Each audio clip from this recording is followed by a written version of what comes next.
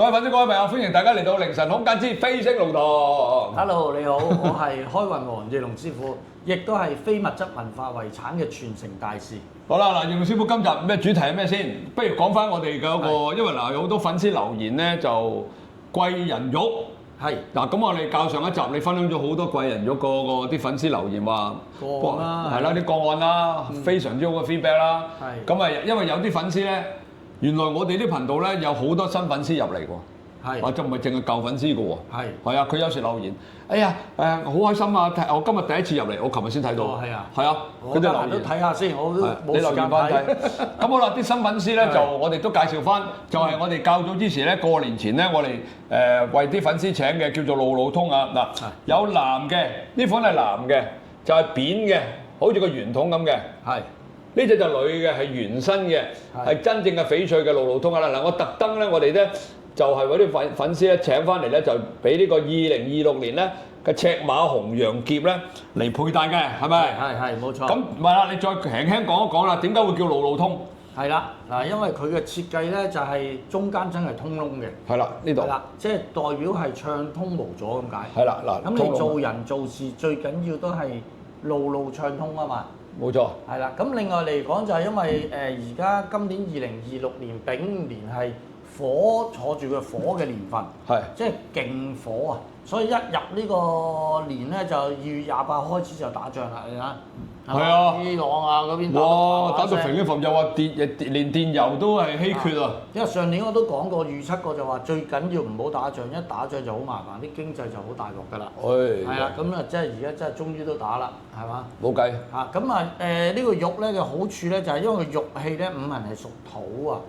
屬土嘅，咁啊火係生土嘅，係啦，咁啊會泄咗你個人嘅火氣，因為佢個丙年咧會令到大家都較為突然間火爆啲嘅個人會，所以其實見到成日都係打交啊，咩地鐵都鬧交啊，咁乜都有，更加多，非常多。撞車啊嗰啲啊，哇呢排撞車好多啊！係啊，你睇下新聞啦。因為啲人應該係急躁，係啊，因為即係火太旺。2026啊嘛，帶咗個路路通咧，譬如揸車又會好啲啦，又會泄咗個火氣啦，或者你考試啊，或者係即係總之有啲嘢想做咧，都會係有幫助嘅。呢個就係路路通。好啦，再提翻貴人玉，係貴人玉呢個就真係請走咗無數㗎啦，呢個貴人玉。係。咁啊，你麻煩你再提一提啲粉絲啦，因為俾啲新粉絲咧睇嘅貴人玉啊。係。貴人玉有咩好處啊，楊師傅？貴人玉咧就按照每一個人個出生年月日時去揾佢個命裏邊究竟邊一個生肖屬於佢嘅貴人。呢個貴人玉。係啦，咁揾到佢嘅貴人之後咧，就陀住咗之後都好多係feedback 翻嚟係。突然間即係順利咗，多啲人幫啊咁樣嘅。你睇翻之前嗰兩集咧，就會有講帶咗貴人玉咧嗰啲咁嘅咧，即係呢個留言啊。咁呢個係真事嚟㗎，千真萬確嘅。咁其實點解要咁做咧？因為我哋畢竟咧，我哋個台咧會間唔中咧就會揾一啲好嘢咧，去希望大家咧能夠幫助到大家嘅事業啦、財運啦、隨小人啦、人緣啦、姻緣啦各方面咧都會有所提升嘅。咁啊喺呢度首先多謝大家。如果要請嘅就揾小助手啦，因為咧仲要阿翼龍師傅開光啦，時間上咧都起碼1-2個禮拜甚至半個月啦最少啊，大家唔好介意啦。好啦，今集我哋講翻正題啦。都係一啲嘅風水案例啦。好啦，我都要多謝我嘅客戶啦，同埋fans 啦。係啦。即係佢哋咁好，係將啲個案話翻，即係嗰個結果話翻俾我聽。係啦。咁我先證實到我自己做嘅嘢得唔得㗎嘛？好，今集啊點啊？呢度講咩？嗱呢個咧其實係識得嘅。哦，咁佢咧嗱，其實佢本身係咩人咧咁樣？咁佢就教嗰個叫身心靈嘅。哦，身心靈導師。身心靈導師嚟嘅，教身心靈。但係唔知點解咧，近排身心靈嚟講咧，嗰個收學生嘅情況就真係幾差下喎。大家都知啦，因為身心靈喺早幾年前咧，真係大紅大紫嘅，仲要幾萬蚊收費添。哦，咁犀利㗎！咁而家咧，坊間咧經過咗咁多年咧，佢已經太多人識得身心靈呢樣嘢。好多啦！我隨時出街啲朋友介紹俾我識，佢又身心靈嘅，佢係身心靈，佢係身心靈，好多㗎。咁變咗，當你呢一樣嘢普及咗，而個個都好多人都識嘅話咧，咁咪值唔值錢咯？哦，好簡單嘅道理嘅啫。咁樣，即係嗰個飽和咗。飽和咗，冇錯啦。咁啊好麻煩。所以佢困難咗咯。咁啊要靠自己推廣嘅喎，呢個真係要。所以咪我點解而家我教 YouTube 咁犀利咯？因為冇人飽和，全香港得我一個人，香港、澳門、深圳教嘅。咁亦都我底下你知道有幾多學生㗎啦？咁啲學生咧就而家全部都密鑼緊鼓拍片，咁有啲跟我嗰啲。亦都係已經做到大紅大紫啦，你啦，鐘師傅啦，天師師傅啦，咁啊亦都好多啦，有啲係新㗎啦咁變相咗我哋呢一行咧就而家未飽和咯，咁但係你身心靈嗰啲飽晒啦。哦，咁啊要靠你教佢哋推廣先得咯喎。要啊，佢哋要跟我學呢個 YouTuber， 咁啊變咗比較好啲咯，係嘛？學到之後推上個 YouTube 做一個推廣。咁你變咗你自己多人識咗咯，咁咪容易多人接受你咯。呢個必定係因為而家係九運啊嘛，火年啊嘛。係啊。你一定要靠啲科技啊。係咯。你冇科技搞佢唔掂啊。同埋你因為 YouTube 咧最低成本，唔使咩錢，唔使買咩器材，好似我哋咁即係部機一眼淘寶燈搞掂。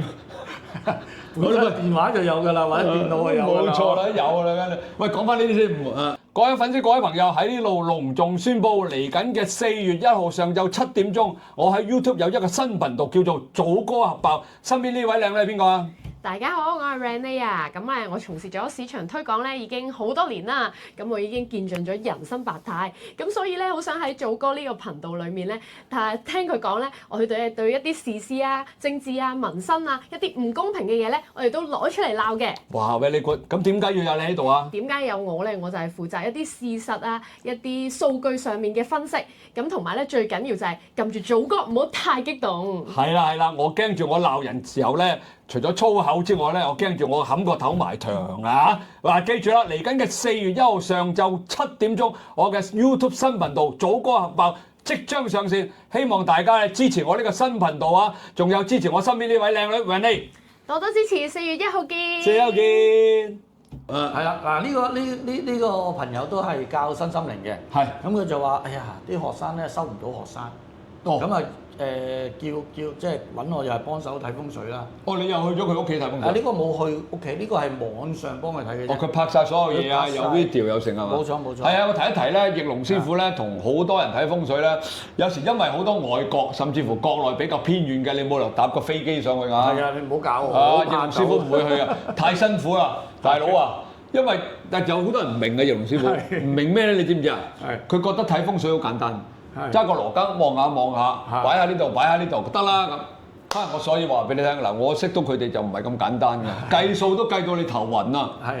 係嘛？好，佢哋用，尤其是奕龍師傅咧，佢用好多套學説咧去幫人睇嘅。咁佢去到嗰度嘅時候咧，唔係就咁用眼睇嘅，個腦係轉緊嘅。好多人以為，咁望幾望又收我幾千，望幾望又收我幾多萬咁。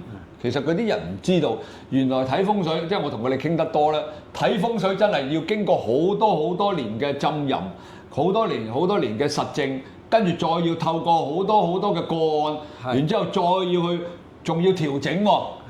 係嘛？仲要繼續去學喎。真係你唔係咁要進步㗎。係嘛？即係其實好似醫生咁啫嘛。你哋做緊醫生，你都要不斷學㗎。一陣間又微型嗰啲微創啊。以前冇微創嘅，又要學。咁你唔學，咁你咪被淘汰咯。冇錯啦。所以真正嘅睇風水咧，唔係你哋睇得咁簡單嘅嘢嚟㗎。所以奕龍師傅點解睇完之後咁多個例證？咁快可以實行到佢睇完風水嗰啲好處咧，就係呢個原因啊！之前咪話風水佬呃你10年8年嘅，我嗰啲係10日8日嘅。10日都係呃晒都係10日8日，因為即刻生效。而家唔係，你睇下呢個個案。好啦，即係要講翻呢個。之前調整完啊，祖哥你讀啦。之前調整完，第2日咧即刻收到3個學生。幾開心啊！唔係啩？係啊！我媽咧放租咧都好順利，即放隔日就有租客。係啊！哇！我頂啊！咁犀利喎，兩蚊喺度。跟住咧，同埋咧，呢個唔關事，呢個唔係嘅，識嘅啫。之前嘅係啊，未有機會會面。喂，呢個就係關我事喎。係啊，未有機會會面啊。未會做 YouTube，但係好感恩佢。咦？佢做咩感恩我啊？冇啊！你教咗佢好多嘢啊！佢話係咩？呢個邊個嚟㗎？佢話你教佢叫咩？哎呀，我唔好講名啊。哦，唔係佢講教咗佢咩啊？我唔知喎。咪教咗佢點樣做 YouTube 推廣咯。即係你講咗一啲嘅要點教咗佢咯，免費教咗佢啊，係啊。佢見到我啊？我唔知佢有冇見你電話講啦。佢唔見到我，佢點會知啊？唔係唔有時係佢同你傾過偈嘅，總之就係哦，OK 係 OK，係明白。因為好多人咧，或者好多粉絲咧，有時我喺個街度又好，或者朋友介紹帶出嚟見我嘅，咁我又好多口嘅。係咁我問佢，通常我都會問你做咩職業啊？而家生意好唔好啊？咁佢10個9個都話俾我聽，係越嚟越差㗎啦。而家環境唔好啊嘛。咁我就會好多口嘅，我話不如咁啦，嗱你啲生意就咁，跟住就做啲乜，咁你就會將你嘅生意咧去推高到起碼1倍至2倍啦，即係唔敢講啦。第二樣我就唔敢吹啦，呢樣嘢我就可以吹。點解咧？因為我試過無數次嘅，咁我教咁做，咁佢聽咗之後，咦係喎，可能就係呢啲咁樣。係啊。咁我就冇唔收費用㗎。其實我哋除咗我成日同人講，除咗我哋做風水或者係改名改電話，或者係帶貴人玉嗰啲之外咧，其實你個人嘅成長都好重要㗎嘛。係即係其實我成日話係陰陽嘅原理，陰陽一陰一陽。嗱，譬如話風水嗰啲係外來嘅力量嚟影響嘅你啊嘛。係啊。但係你自身嘅力量都好重要㗎嘛。係。所以一陰一陽配合咧，先至可以產生嗰個大嘅氣場變化氣場啊嘛。咁你話我做晒風水，但係你都乜都唔做嘢，坐喺屋企發吽豆，喺度傻咗咁樣。咁其實你根本就冇可能接觸到出邊，咁啊點會突然之間話會好得好緊要咧？即係只係能夠為你改變咗個磁場，咁你咪慢慢成長咯。但係如果你肯去自己有改變嘅，有進步嘅，或者個心態改變，咁你陰陽一配合咧，就扮一聲出嚟啊啲嘢就。所以我哋我做好多嘅呢啲叫嘅小型講座啦，我做好多啊！呢輪閒閒地都做咗幾十場。哇！咁犀利。係啊，即係做 Zoom 啊，而家興 Zoom 啊嘛。咁我每一堂起碼都接近100個學生，即係免費嘅。好犀利啊！免費㗎。咁我好奇怪㗎，有一樣嘢咧，我就係話好多人都想改變現狀，即係譬如佢好多都其實唔係揾好多錢嘅啫，1、2萬、2、3萬。而家人工都好低，減人工減得好犀利。咁我就同佢講嗱，你聽祖哥講冇點你嘅，你俾心機啲考慮點樣去，首先去學習先。而家要你學習，你而家所有嘅嘢都話，即係唔係得罪講，你需要好長嘅時間嘅。嗱，學風水係咪要長時間啦？風水係要好。你學畫畫咪長時間啦，你學吉他咪長時間啦。係啊。你學基本上學所有嘢，包括瑜伽，包括你一啲比較身心靈嗰啲，你都要需要好長時間。唯獨是 YouTube 唔使長時間。係咯，即刻人哋見到咁。即刻見到，即刻快。有機會。即係唔係話要推廣大家，即係希望大家能夠明白到而家我哋能夠容易增長嘅最大部分就係網絡媒體。而最簡單最容易做嘅就係 YouTube， 係啦，呢個就係我所要帶俾大家一個訊息嚟㗎嚇。喂，繼續講翻啲分享呢啲嘢啦，唔好成日講到 YouTube 啊。好，嗱呢個咧就係其實應該我諗佢都會睇到呢集嘅呢位朋友。咁其實佢都係要其實多謝祖過嚟。由我係啦，因為點解佢睇到凌晨空間我哋呢個節目咁咧，佢就揾我，因為咧佢哋屋企咧本身有間屋。咁咧，但係就俾人哋侵佔啊！咁就變咗嚟講要打官司。咁但係佢又冇乜嗰個叫證據證明間屋係佢嘅。咁我就話：哇！輸緊咯。咁啊，即係通常都輸緊㗎，係嘛？咁但係咧，咁我就話不妨一試啦，即係呢啲，即係幫佢試下做風水。我哋照去睇。係啊，睇下嗱，即係但係呢啲嘢冇保證㗎嘛。係啊，咁點啊？咁我只能夠將我盡量識嘅就幫佢處理好佢啫嘛。咁你做咩？好啦，咁啊處理咗之後咧，之後佢就話大約要2、3個月等到通知啦，係啊，即係咁跟住咧，點知我做咗風水之後咧，喺屋企咧，佢喺電腦竟然揾到啲證據出嚟咯。但就是對方就是有銀行付款記錄，所以要看看裁判官怎樣。即係有證據啦。佢自己有證據。之前乜都證據都冇。乜證據都冇。但係佢點解咁啱又喺電腦度揾到咧？就係做咗風水之後，佢就喺電腦度揾到。即係好奇怪，即係嗱，我想問咧，係咪咁樣咧？嗱，打個比喻啦嚇。係。當佢有啲問題解決唔到。係。你幫佢執咗風水之後，突然間叮。咁嗰樣嘢就會可能會產生出嚟，又或者可能個念頭會走出嚟，會唔會有咁嘅情況發生先？其實係個磁場好咗，係啊，即係個運氣好咗，係，咁佢自然就會又運氣揾到啲資料啊咁樣咯。即係解釋唔到運氣好咗啫嘛。啊，運氣好咗。係啊，即係等於好似上次我成日話揾過一個，我又唔記得咗揾，就係話有個客又係因為睇到你嘅節目嘅。又係我節目。係啦，唔係我節目，你嘅節目。啊，咁我哋嘅節目係你嘅，我哋嘅節目。咁就係話要想賣間屋啊嘛，我講過賣層樓啊嘛，賣咗成年都賣唔去啊嘛。係。咁就跟住我幫佢報咗局之後，佢就最後搞掂咗嗰個風水嗰個擺設之後，第二日就賣咗啊嘛。啊，係，我記得。早我成日話揾翻出嚟，下次有機會揾。不過唔緊要嘅，其實我哋想帶翻出嚟咧，就係話透過啲粉絲嘅留言咧，真係好多啊！呢啲啊，哇！佢個手機全部都係。咁就話俾大家聽，其實我哋唔係想 sell 啲乜嘢，係想話俾大家聽，其實風水對於每一個人。嗰個無論係運程啊，無論係健康啊，無論係你嘅事業啊、財富啊、人緣啊、姻緣啊、小人啊呢啲咧，係真係有幫助嘅。係啊，因為其實我想表達就係話，我哋要將個屋嘅磁場處理好，咁佢自然就好似培育基地咁樣，就慢慢啲嘢就會培育出嚟咯。因為呢樣嘢咧，我現身說法就啱噶啦。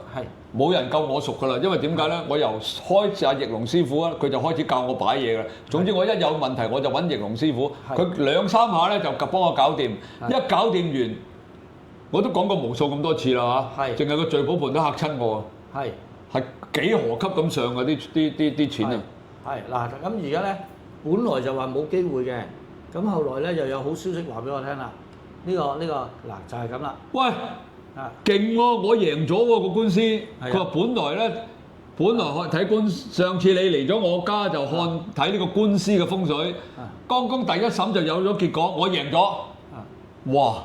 係啊。咁啊10萬蚊都俾你睇啦，大佬。我邊度收咁多啊？唔好玩啊！我咁講啊，大佬啊，如果佢知道啊，嗱你阿翼龍師傅你睇完之後咧，呢個官司贏咗10萬蚊都俾。咁當然啦，但係冇保證嘅。我一定俾呢個，即係譬如啊，即係嗱，我覺得呢樣嘢咧，都係要盡力即係盡人事啊，即係盡我識嘅方法去做嘅啫。結果點都要睇下上天嘅安排啦，睇下你自己嘅福報啦，係咪？同埋我首先我去到我會了解佢係咪真係屬於佢嘅先嗰間屋。如果唔係屬於佢嘅，咁佢即係揾我笨嘅，咁我好大鑊㗎，你知唔知啊？即係講大話就唔得啦。係啦，所以我就會問佢究竟你發生咩事，點樣。但係而家咧，即係睇下對方上唔上訴咯。上訴你已經都唔係咁容易推翻啦，你當人哋呢啲咁傻㗎咩？嗱，佢話呢半年心情都戰戰兢兢啦，但係一直都好努力處理，好感謝我啦咁樣咯。咁你第一審贏咗，佢話知佢啦，大佬啊！係咪先？真係起碼上呢個好多謝我嘅客人啦，俾啲 feedback 我哋啦。哇！即係等我知道我哋嘅翼龍玄學團隊嘅師傅個個都真係好叻啦。係啊！即係因為唔係我去嘅，我同埋啲入室弟子一齊去做。淨有一個人，我一個人咧，未必諗到咁多嘢嘅。睇到咁多嘢啊！未必睇到咁多嘢嘅。所以成隊人去睇先至真。咁你一次有時會帶幾多人去睇㗎？都3-4個嘅。哇！咁多㗎？加埋我成我諗睇風水最多人係你㗎咯喎。通常我哋啲師傅都係一個去睇嘅啫喎。係嘛？係啊！佢哋開心嘅，每次都追住請假，有啲即係唔係全職㗎嘛，有啲做緊嘢㗎嘛。係嘛？請假都要嚟嘅。哇！真係犀利啊！真係。喂，第日你有機會你帶埋我去，我拍攝得唔得啊？我要問下個客肯唔肯喎咁樣。唔係啦，我唔會拍個客嘅。我淨係拍你個過程，可能立多少少嘅啫，或者你望住嗰個窗，我就喺背脊嗰度影咁咪得咯。都得。咪俾人睇下你究竟你睇風水嘅過程，有啲人好中意睇究竟其實一個真正嘅風水命理師傅點樣睇風水噶嘛？你睇電視就多啦，揸個羅庚。咪睇下街外嘅環境，睇下屋企咁樣，咁跟住話俾佢聽，話你個老婆使好多錢㗎咁樣咯。類似呢啲咯，咁你咪現場講解咯。現場咁我就問你，我會問你，喂，點解你話你老婆使好多錢啊？哦，你就話根據呢樣嘢咧就睇到咁咪得咯。係啊係啊。咁唔係啊，真係好過癮㗎，我都未睇過。係啊，你未睇過？未啊。唔係我因為好多冇 feedback 翻嚟俾我嘅，因為其實去到當時就已經係即刻睇到佢究竟發生咩事嘅，包括健康啊、幾時出事啊，全部都睇到嘅。係咯，咁樣咯。喂，唔緊要嘅，我覺得我哋有機會咪拍下室外咯。記唔記得嗰陣時我哋開台冇耐，我哋話不如拍下出邊俾大家睇下啦，咁樣啊嘛。係啊。即係出室外啊。係啊。啊唔緊要啦，各位粉絲留言啦，你哋留言話想我哋拍嘅，咁我哋咪約阿成龍師傅拍噶咯。反正你咁鬼多，我咪拍咗一集喺嗰個羅湖商業城咯。嗰集收得好好啊，過萬人睇啊，大佬啊，你都拍咗一集咋？你拍咗？如果啲觀眾想睇啊，睇翻第一集啦。好耐啦嗰集，係啊，成3個月前啦。係嗰集咪羅湖商城，你第二次因為你有機會嘅，你出去幫人哋睇嘅時候，拍啲俾我睇啊。雖然畫質唔係好靚，不過唔緊要啦。都可以，其實我有好多相影咗喺度嘅。咁唔緊要啦，係，仲有咩補充啊？喂，暫時講到呢度啦，時間關係。好啦，咁我哋講到呢度啦。試啦，好唔好啊？好啦，我哋下次再講多啲其他嘢俾大家啦。咁呢集咧，記住啦，我哋凌晨空間之飛星龍堂，今日咧又分享咗阿易龍師傅一啲風水命理咧嘅粉絲留言啦嘅真實個案俾大家啊。咁其實呢啲咧都係切切實實咧發生咗嘅嘢嚟嘅。咁其實最重要就係希望能夠咧透過阿易龍師傅嘅真實個案咧話到俾大家聽咧，其實風水啊呢樣嘢咧對大家咧係好有幫助嘅。無論信又好，唔信都好，咁你哋咧希望咧就係我哋將一個正能量嘅信息咧發放俾大家。係啊，係嘛？好啊，好啦，呢集到呢度啦，拜拜。好，拜拜。